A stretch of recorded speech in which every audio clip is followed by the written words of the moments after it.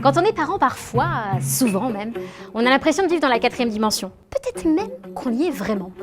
J'ai remarqué ça à plusieurs petites choses. D'aussi loin que je me souvienne, ça a commencé quand j'étais enceinte. Quand tu vas avoir un bébé, pour la première fois qui plus est, tu sais pas trop à quoi t'attendre. Du coup, t'expérimentes tout un tas de trucs un peu bizarres pour te rassurer. Par exemple, le cours de yoga prénatal. On se met en position du lotus. Pour commencer, je vais vous demander de respirer profondément avec le pubis. Bien, puis on remonte le souffle jusqu'au nombril.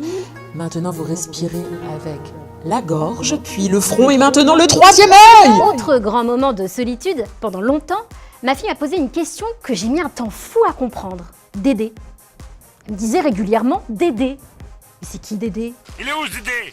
Dédé! J'ai fait le tour de mes potes, pas de Dédé possible.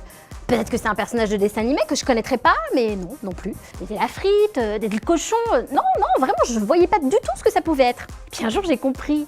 Depuis tout ce temps, ma fille me demandait de l'aider. Dédé, tu vois le truc hein? Alors encore une situation où tu te sens dans la 4e dimension du fait de ta condition de parent, c'est les sorties entre copines. Allô, ouais, un verre ce soir? Oh bah grave, ouais, trop bonne idée.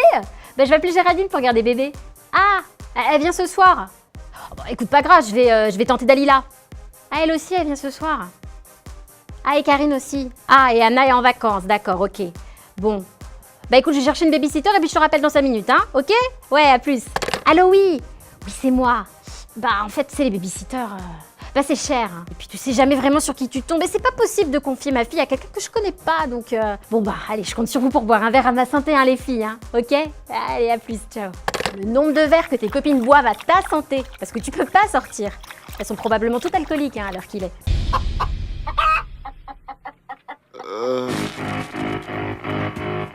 Qu'est-ce qui s'est passé cette nuit? Quand bien même t'arrives à sortir, tu passes une soirée de merde. Parce que t'as rien à raconter à part des trucs autour de ton bébé. Vu que tu vas pas au ciné, t'as pas le temps de lire, ni d'aller au musée. En fait, t'as juste l'impression d'être un vieux magazine People des salles d'attente du dentiste. Bref, t'es un petit peu à l'ouest. Quoi?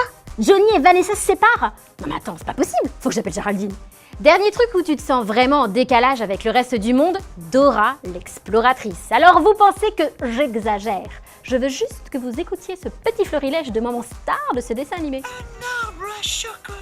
Ce sont mes copains. Chez Ergluant. Non mais à ce niveau-là, c'est plus grave que la drogue. C'est carrément la 4e dimension, non? Sachant que tu dois regarder ça au moins une fois par jour. Je voudrais un moment de silence pour tous les parents dont les bambins sont fans de Dora.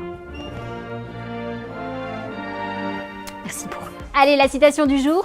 C'est étrange, mais vrai, car la vérité est toujours étrange, plus étrange que la fiction. À bon entendeur, ciao. Attends, t'es sûr? Johnny et Vanessa, c'était en 2012? Ah ouais, quand même. Retrouvez-nous sur Facebook.